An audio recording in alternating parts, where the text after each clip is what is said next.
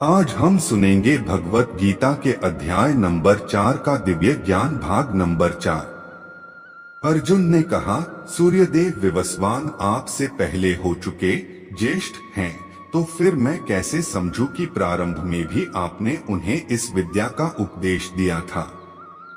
जब अर्जुन भगवान के माने हुए भक्त हैं, तो फिर उन्हें कृष्ण के वचनों पर विश्वास क्यों नहीं हो रहा था।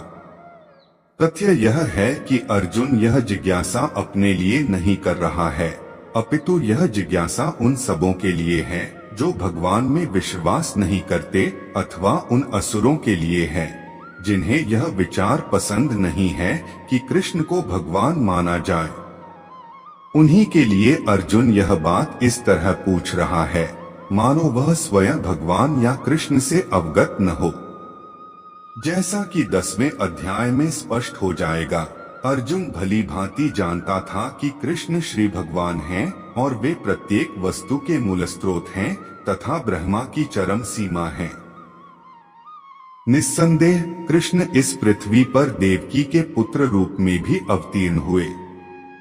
सामान्य व्यक्ति के लिए यह समझ पाना अत्यंत कठिन है कि कृष्ण किस प्रकार उसी शाश्वत आदि पुरुष श्री भगवान के रूप में बने रहे।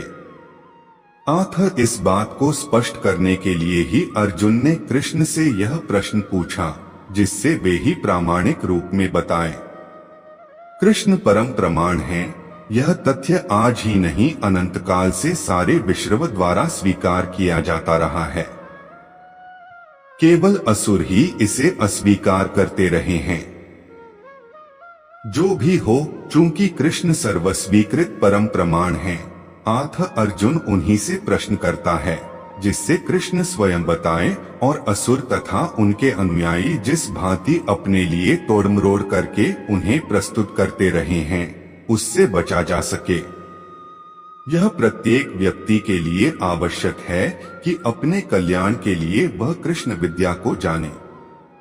आथ जब कृष्ण स्वयं अपने विषय में बोल रहे हों, तो यह सारे विश्व के लिए शुभ है। कृष्ण द्वारा की गई ऐसी व्याख्याएं असुरों को भले ही विचित्र लगे, क्योंकि वे अपने ही दृष्टिकोण से कृष्ण का अध्ययन करते हैं, किंतु जो भक्त हैं वे साक्षात कृष्ण द्वारा उच्चरित वचनों का हृदय से स्वागत करते हैं। भक्तगण कृष्ण के ऐसे प्रामाणिक वचनों की सदा पूजा करेंगे, क्योंकि वे लोग उनके विषय में अधिकाधिक जानने के लिए उत्सुक रहते हैं।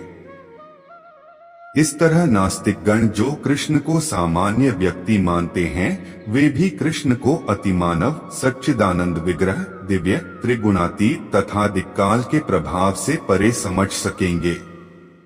अर्जुन की कोटि के श्री कृष्ण भक्त को कभी भी भगवान के समक्ष ऐसा प्रश्न उपस्थित करने का उद्देश्य उन व्यक्तियों की नास्तिकतावादी प्रवृत्ति को चुनौती देना था, जो कृष्ण को भौतिक प्रकृति के गुणों के अधीन एक सामान्य व्यक्ति मानते हैं।